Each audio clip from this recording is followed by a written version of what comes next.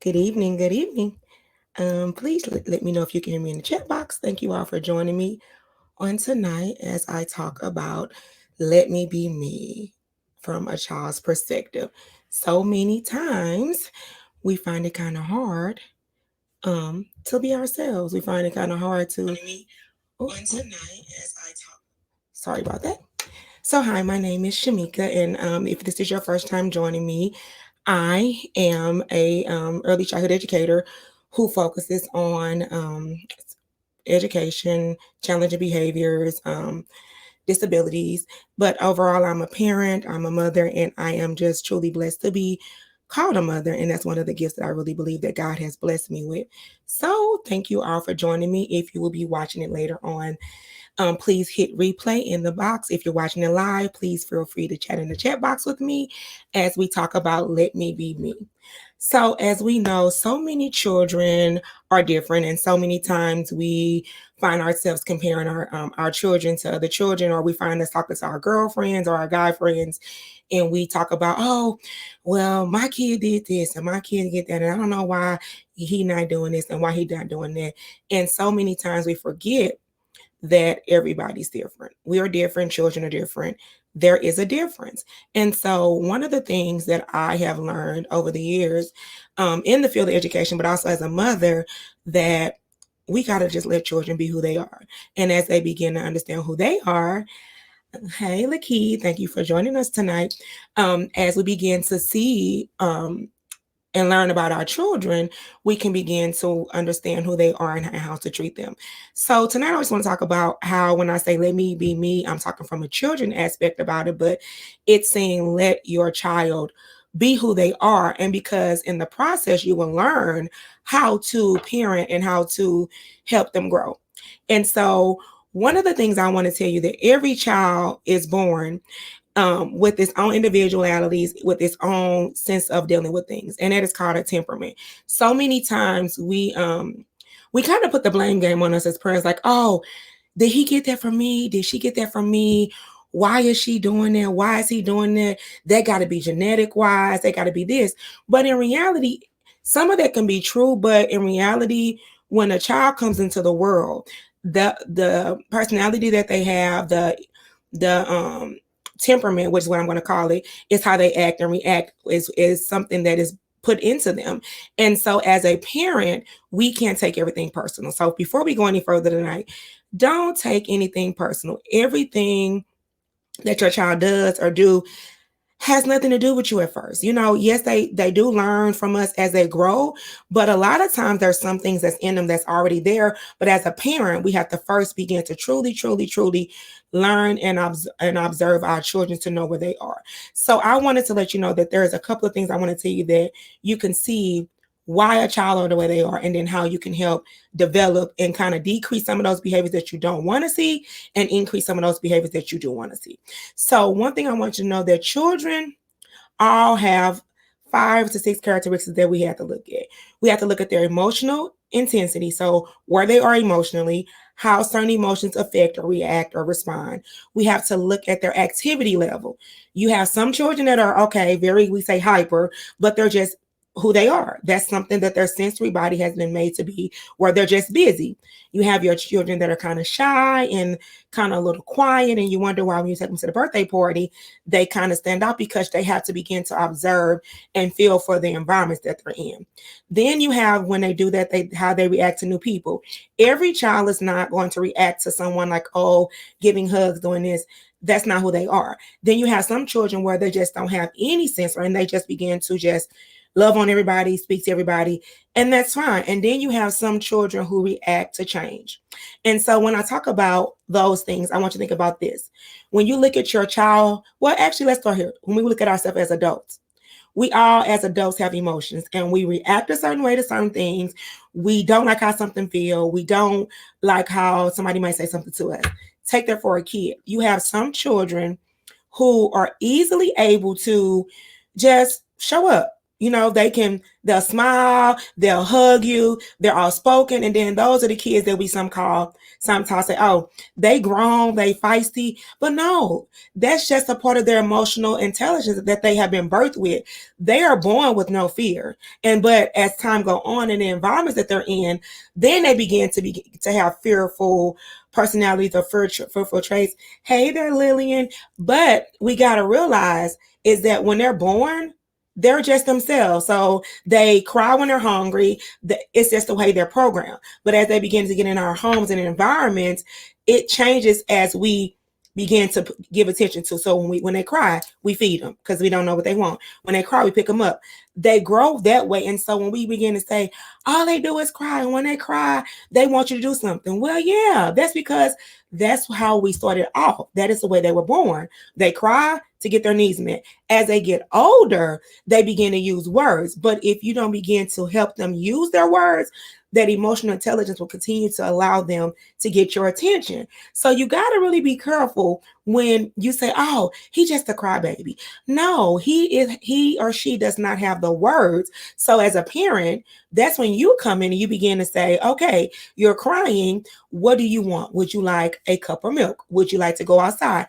You begin to teach them how to express their emotions. But if we don't teach them, then you're going to get some of the things that you don't like. You're going to get the crying, the screaming, the tantrums, because I haven't taught you how to talk to me. So if I'm crying, kind of help me out. If you see me not doing my best, talk to me. And then don't put me in a box. For an example, with my kids, each one of my kids, and I said this last week, they're different. My oldest girl, she's a girl. So she was pretty quiet and timid, and she talked as she got older, and she was more outspoken. When we got to my middle son, he had his own temperament. So my daughter is emotionally led, but quiet. And then as far as her activity level, she'll talk to you when she gets to know you, but she won't just start talking. My middle son, we call him Kid President because he is our social butterfly. He'll talk to you. He'll play with you. He really care about people. So he's the type of person where he'll give you everything because he just want to be your friend. And guess what? We have to teach him that, you got to be careful, but that's just who he is. Our last one, we call him he is our politic. He is our public speaker. He's our announcer. It's his way, no way. He right, you wrong. And guess what? Sometimes I have to say, okay, Shamika, don't fuss at him and stop him from being from who he is. Because what happened is when they're not doing what we want them to do, we begin to tell them, you don't act like that. You don't do this. You don't do that. And guess what's happening? We are hurting their confidence level. We are beginning to push them back to not be who they are. And then you can say, well, Shamika, sometimes it don't matter. See, in some areas, it shouldn't be that way. But you got to be careful with when you correct them and when you don't correct them. Because you can correct them and hurt them, and then their personality trait is going to go. And then they're only going to be about pleasing what mom and dad want me to do. Another example, let's take it for you, for an example.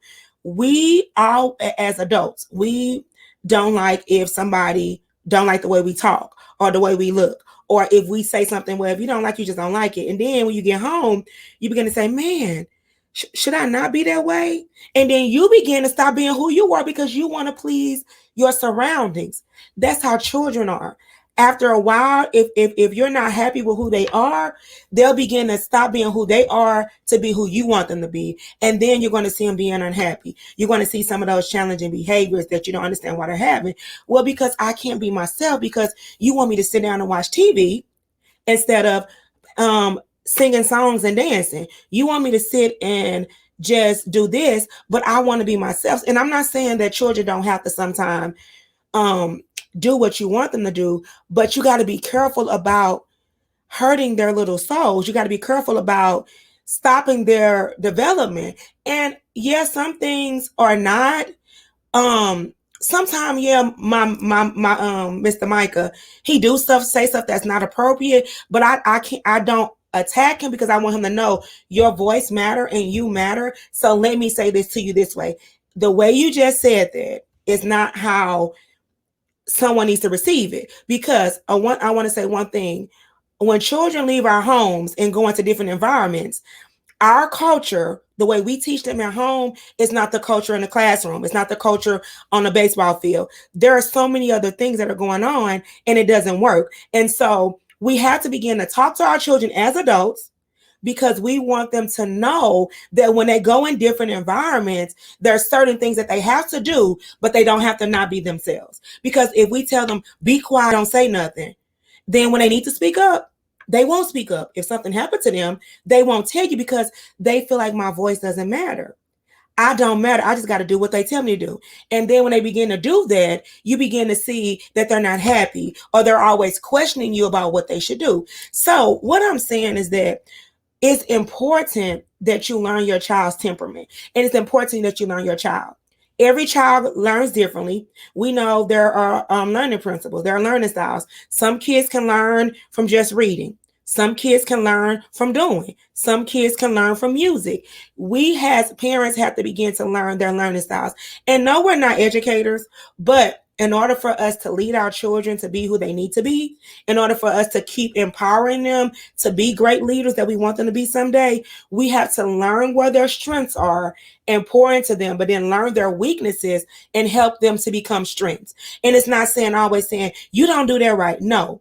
If they make a mistake, show them how to make the right decision. If they say the wrong words, redirect them with the right words. We don't always have to whoop. We don't always have to be so negative. We don't always have to fuss, because as you do that, that's what they learn to do. So instead of them telling you they don't like something, they're going to have a tantrum. They're going to throw stuff. They're going to hit. They're going to kick. They're going to do all these things. And then we kind of get upset.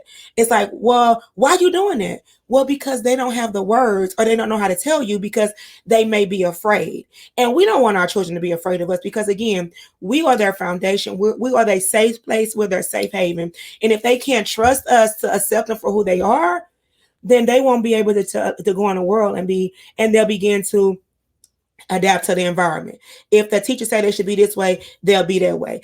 And then as they get older and get in junior high school and college, they won't be able to speak their voice, because they've been told all along not to be this way. And we don't want that, because as adults, we don't like when we're told we can't be ourselves. We don't like when someone tells us we got to be a certain way. So what do you think your child is saying? Let me be me. When we go in our jobs and when we go in relationship with people, we show up as ourselves. And over time, if the person don't like it, we kind of find ourselves saying, I'm not going to say that because she's not going to like it. But why not say it? Because it might be needed. That's how it is for kids. Kids are feeling like, I can't speak. But guess what? They can speak. Just teach them how to speak. Teach them how to talk. And so, Shamika, how do I do that? You lead by example. When you're at home and you're having a conversation with your husband, and sometimes I'm guilty for this because I'm passionate. So when I'm upset, I just sometimes just talk. And then I have to say, whoa, let me step back. That's not the right way to be. Because then when my child talks to me and they raise their voice, they only doing what they saw me do. So you got to be careful. Again, they are following you. You are the leaders that they're learning from. And if you don't do that and they're doing that, just give them a little tip. Create a game out of it. I started doing what my kids do when Simon Says. Whenever we play something and I'm like, well, Simon Says do this. And then I might yell and say, go do that. And then they move. I said, what's the difference? Did Simon ask you something nicely, or did I yell it? And then we talk about, and how did you feel when I yelled? Those are the conversations that we got to begin to have with our children. And I want you to realize that you are your child's champion. You are your child's leader. When you show up and show them the way, when you giving them praise, like, go on, you picked up that toy off the floor, even though you asked them 50 times. Don't say that. Thank you. I have to say thank you, Mike and Ike, for picking up that toy. Even though I'm feeling like, boy, didn't I tell you 5 times I already picked it up? But guess what? That don't work. But when I say, Micah, let's have a race. Let's see who can pick up the toy the quickest. He gets it. And then the next time when I say, can you do this for me? He does it because he know. And again, they only want to make you happy. That's the overall goal of a child, is to get praise and to make you happy and to do what you want. But guess what? You got to show them. And so I want to tell you to remember a couple of things. Some children that do have challenging behaviors and some children that are busy, that's just who they are. And you have to help them. Sometimes change something in your environment. Sometimes it could be the foods. There are a lot of things that can affect our children's behavior. And as adults, we once taught it. But that's something that I'm learning, and we're going to talk about next week how some foods that we feed our children affect their behavior. So next week going to be about our environment causes me to act this way. And environment, it means the foods, the way we talk, the music, all those things. So that's next week's topic we're going to talk about. But I want you to realize a couple of things. You are the biggest teacher. And yes, they go to school, and yes, they learn through education. But the overall emotional intelligence, the foundation that they need to be successful outside of the doors of your home is with you. And you can do it, because if you could not do it, God wouldn't have gave you the child that you have. And I know some parents that may watch this later and watch it now say, well, my child has a disability and it's hard to understand. It's not. We can work together. It's not. All you're going to do is realize that your child is the teacher for you. Your child is going to show you what works and what does not work. All we have to do sometimes is sit back and look. So the first thing you want to do is begin to observe your child over the next week, before we come back next Wednesday. Begin to see in the morning, when they get up, how are they feeling? Are they happy? And if they're happy, that means they had a good night's sleep. If they get up fussing, that means something went wrong the night before, and they may need your help to figure it out. So while they getting up, like I said this morning in my video, my Micah, he didn't go to bed last night till 10:30. And that's because he was excited because he snuck ate a cinnamon roll. So he had a whole lot of sugar in him, and he had to get it out his system. So this morning, when he got up, he couldn't tell me he was tired. He began to scream and cry, and I just gave him a minute. So I walked away. He cried for about 20 minutes. He got back up and he said, Mom, I'm tired. I don't want to go to school. Then we had a conversation. So I didn't say, boy, you got to get up. I didn't hit him. I didn't do all that, because it's not going to help. Sometimes when they're already in the moment, whooping them, fussing at them, is not going to get them to do what you want. It's not going to work. So talk to them. Like, and I know you say, Shamika, do I got to talk to my kid? Yes, they are little people. They are just like us. They're just little, and they don't have the vocabulary that we have to tell you what's going on. So take a minute and allow them to tell you. And you might not want to hear it, but guess what? At that time, they need you to listen. They need you to truly listen to them. Not say, I heard you, but I'm not listening. No, listen to what's going on, because they need to be heard. When we have our issues and we have our moments, we call our girlfriends, we call our guy friends, and we want to fuss about it. Kids call you because they're not an adult. They can't call nobody on the phone. You the phone. So listen to what they're telling you. And you might not agree, but listen. And after you listen, validate how they feel. I understand. I said, Mike, I understand you're tired and you don't want to go to school, but you only got to go to school for 4 hours. You're going to see your friends. You're going to get that snack that you like, and then you'll be back home and you can take a nap. He said, really? He got up and went in the bathroom. Now, a couple of weeks ago, that didn't work. I was fussing and he was fussing, and it took us a while. But I learned, as I'm telling you, I allowed him the moment to tell me how he felt.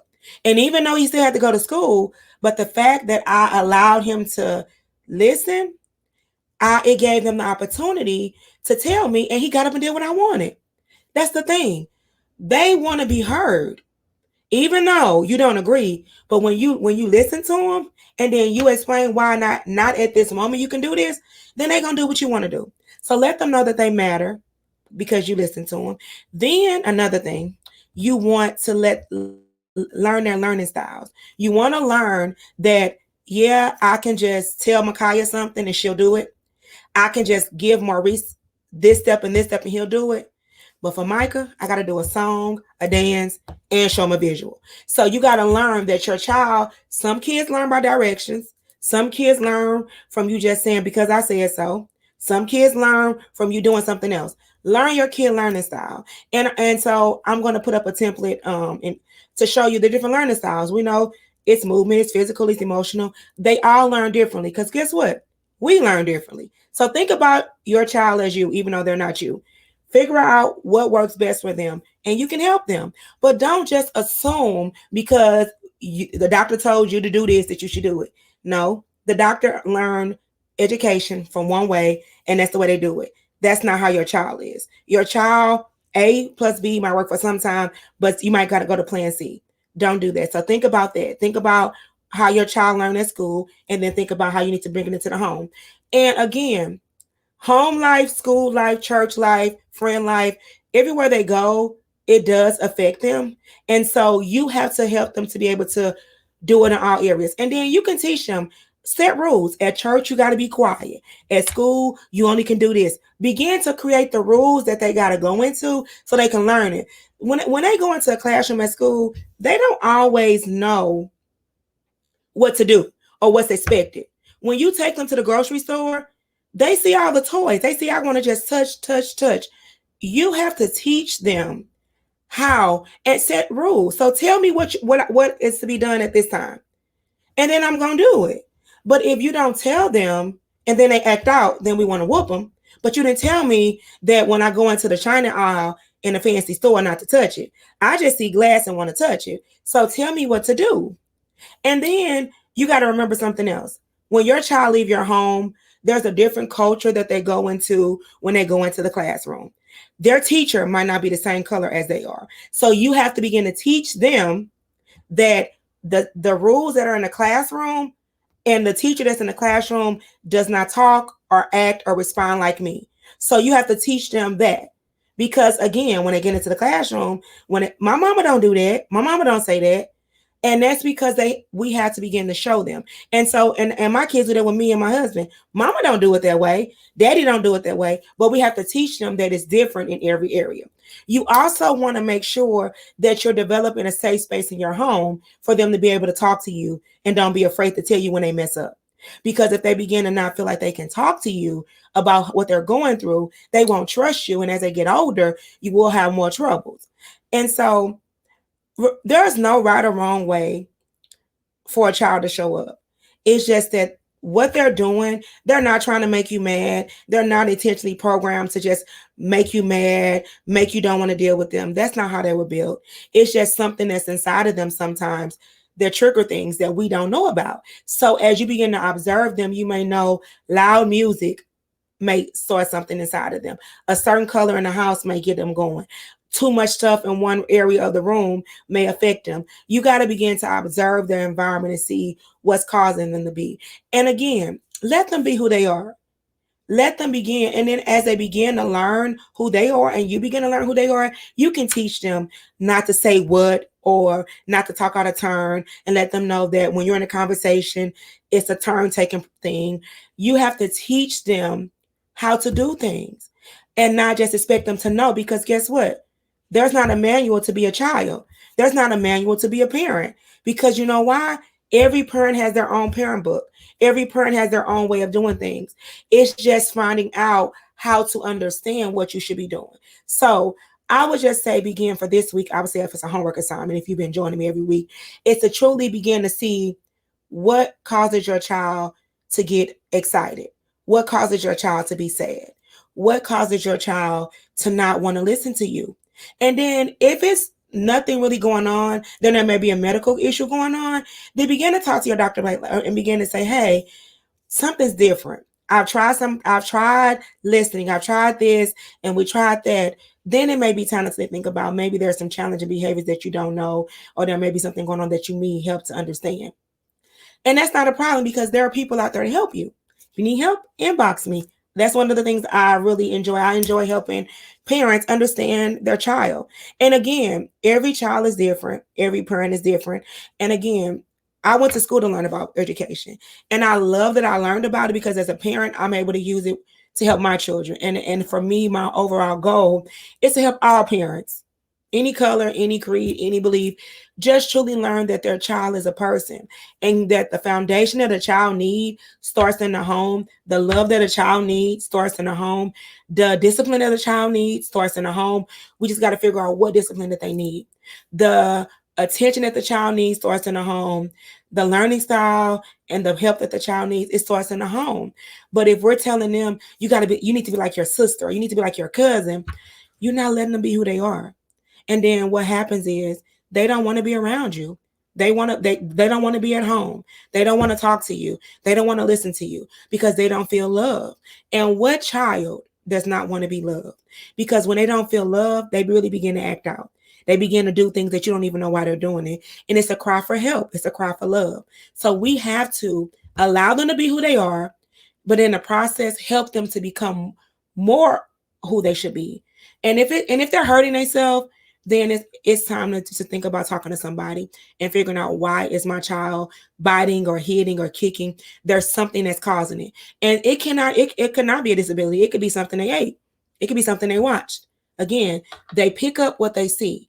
But as parents, we have a job and responsibility to figure out their learning style, figure out who they are and what they need from us, show up for them, and teach them the way. And if you don't know, ask someone for help.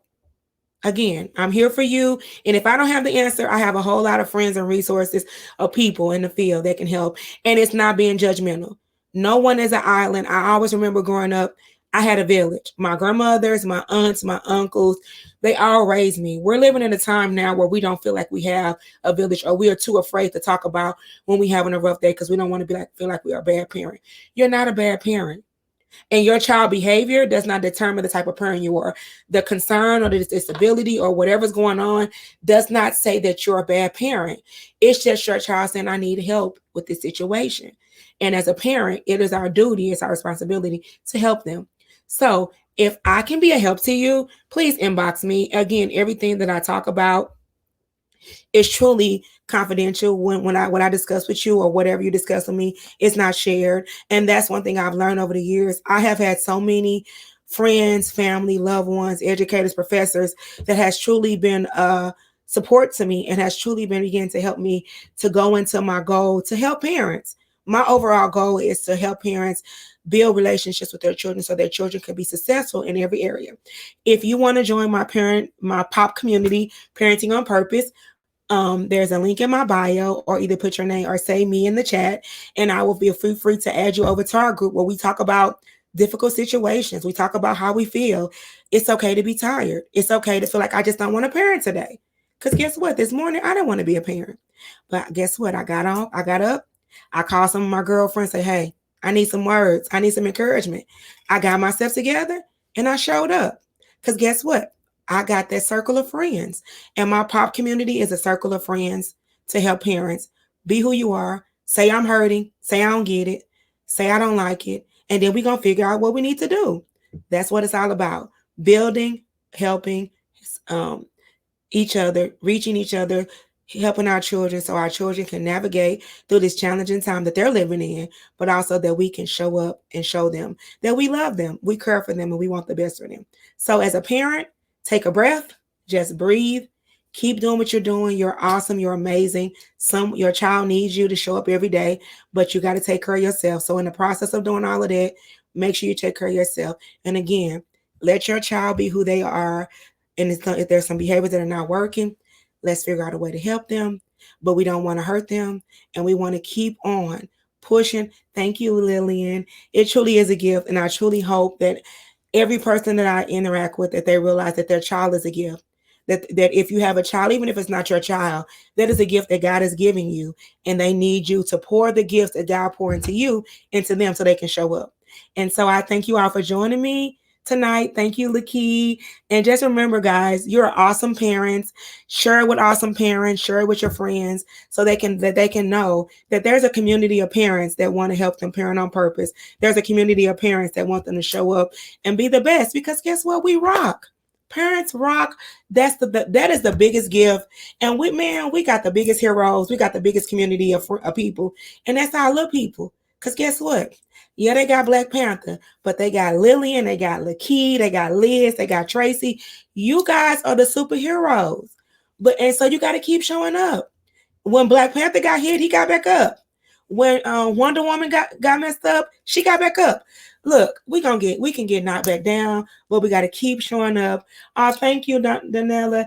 But guess what? God has got us together for a reason, because the pandemic has showed me to come out and speak up. I was afraid to show up, but guess what? Not no more, because we all need each other, and we got a community of parents that's going to build a community of children that's going to rock this world, that's going to be a change, and that's going to be their authentic self. Love you all. Thank you for joining me on this Wednesday. I'll be back next Wednesday, 9:15, to talk about our environment. shifting our environment so our kids can show up and be awesome. Have a great night. Share the video, and hope you've hit the link in my bio to join the community so we can keep building and being the awesome parents that we were called to be. Have a great night, guys. Bye bye.